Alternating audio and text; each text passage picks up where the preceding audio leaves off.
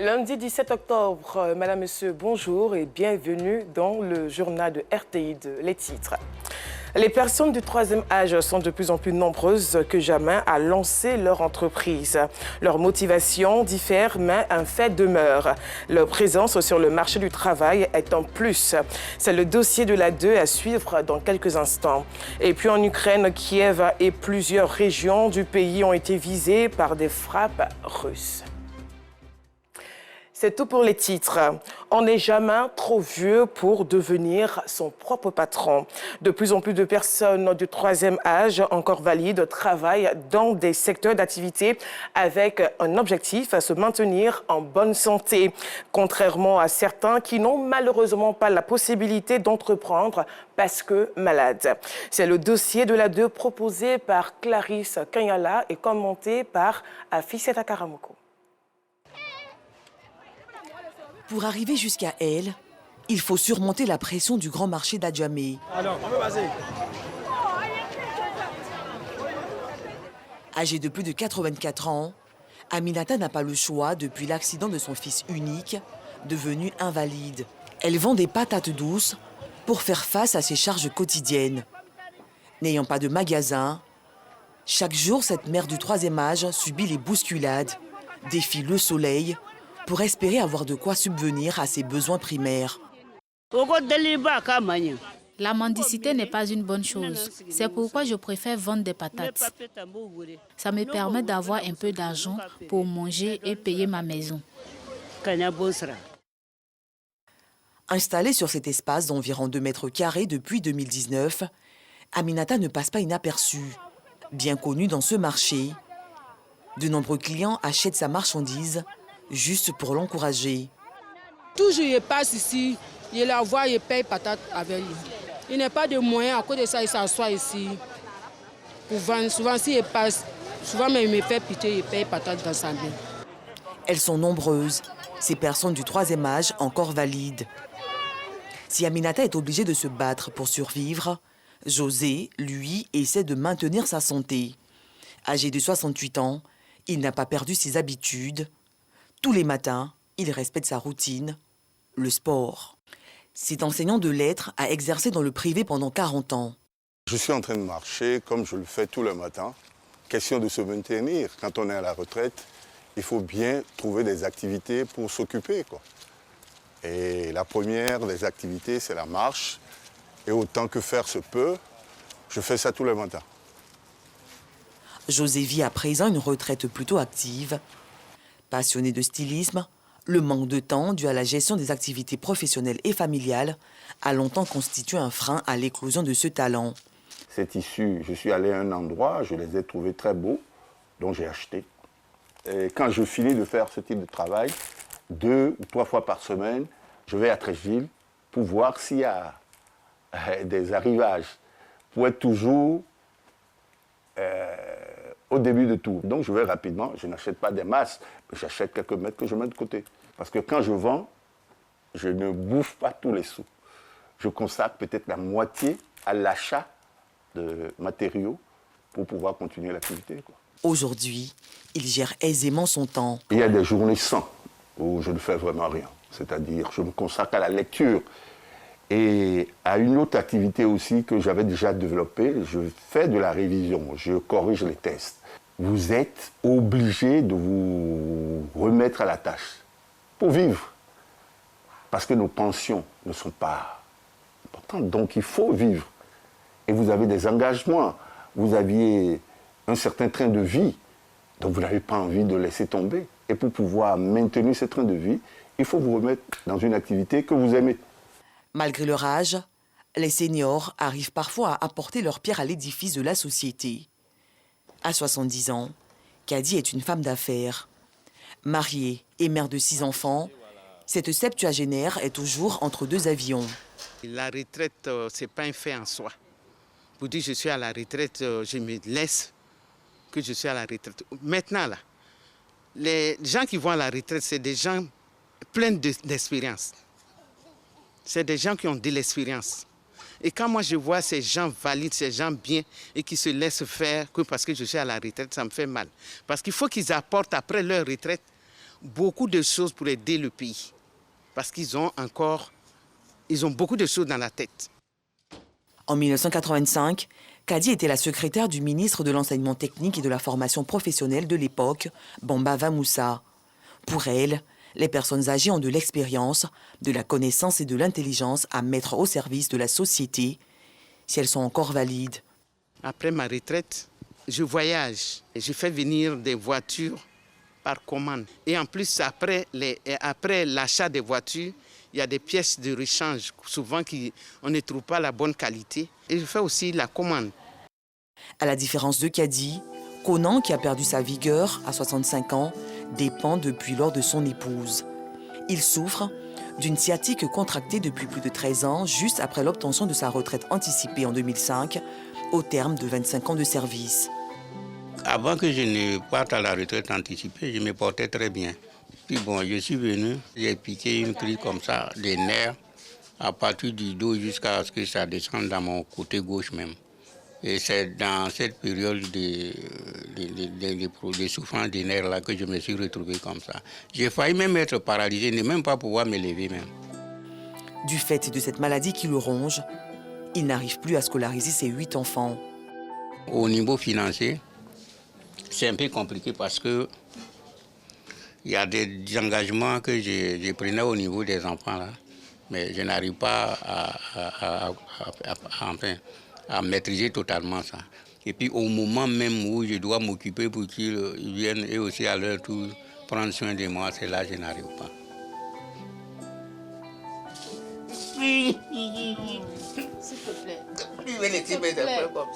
C'est parce que j'ai poussé Aujourd'hui, Conan n'a qu'un rêve, retrouver sa santé et travailler pour prendre en charge ses enfants dont il avait planifié l'avenir.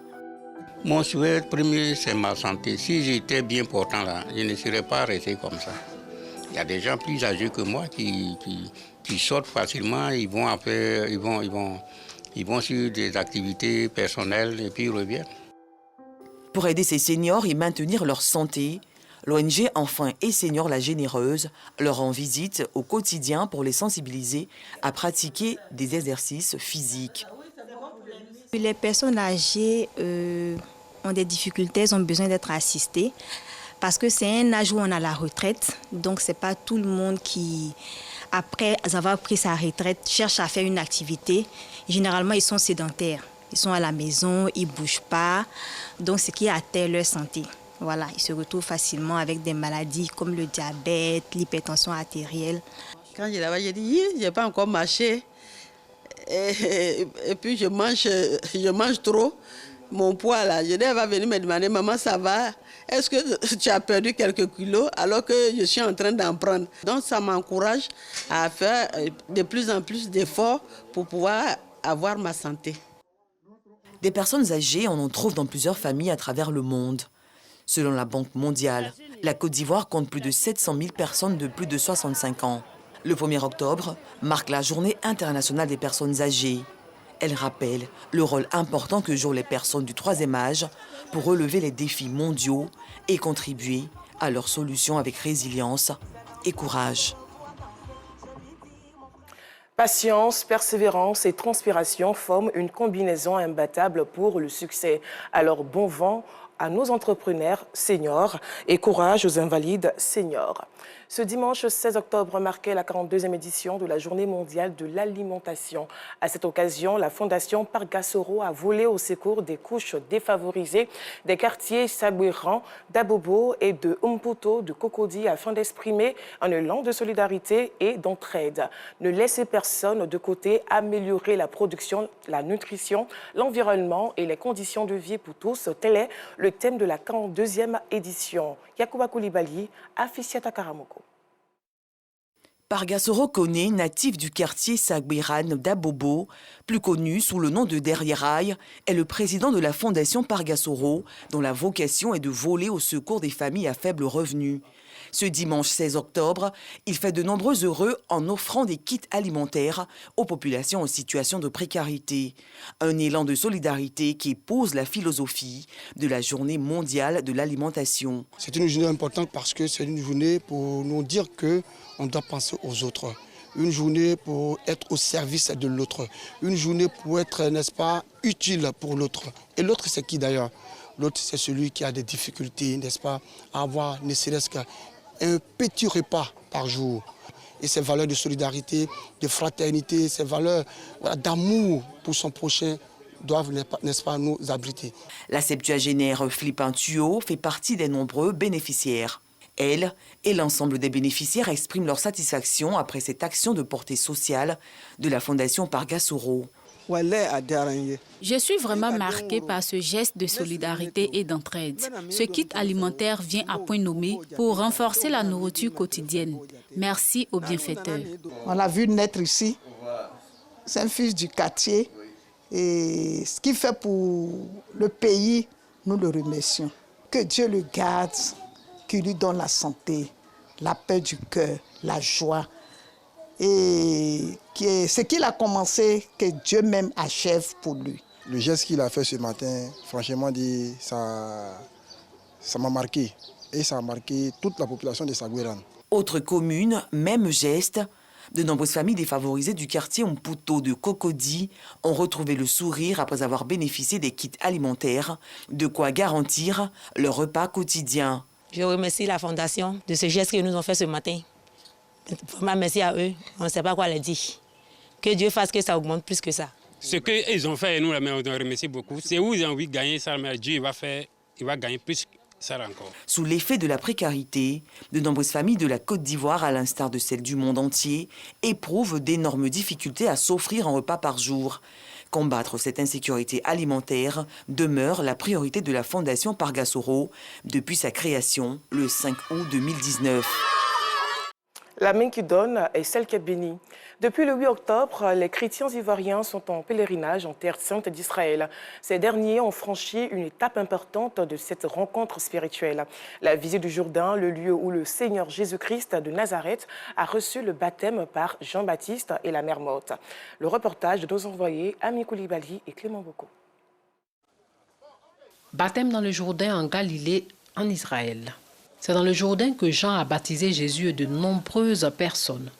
Chaque année, le Jourdain fait partie des passages obligés des pèlerins du monde entier. Très heureux d'être vraiment dans ce Jourdain-là. J'en ai entendu parler dans la Bible et le fouler aujourd'hui est une véritable joie pour moi. Et je bénis le Seigneur parce que comme Naaman, j'ai plongé 7 fois dans ce Jourdain parce que je sais que Dieu, en sortant de cette eau-là, je suis purifié de tout ce qui est œuvre des démons, œuvre des sorciers. Tout cela est fini au nom de Jésus-Christ et un nouveau départ commence à partir de maintenant.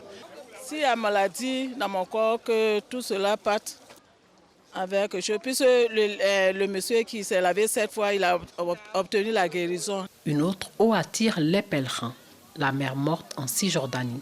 Il n'y a aucune vie dans cette mer à cause de sa forte teneur en sel, 20%. C'est de là qu'elle tire son nom. Selon des sources, la mer Morte possède de nombreuses vertus thérapeutiques. Certains se badigeonnent le corps de sa boue et d'autres se baignent dans cette eau extrêmement salée qui les fait flotter. Nous avons entendu parler de la mer Morte, des bienfaits de la mer Morte. Voilà, au niveau thérapeutique déjà, il y a des vertus. Et nous croyons qu'il aura des effets, bien sûr, sur notre corps, mais également au niveau spirituel.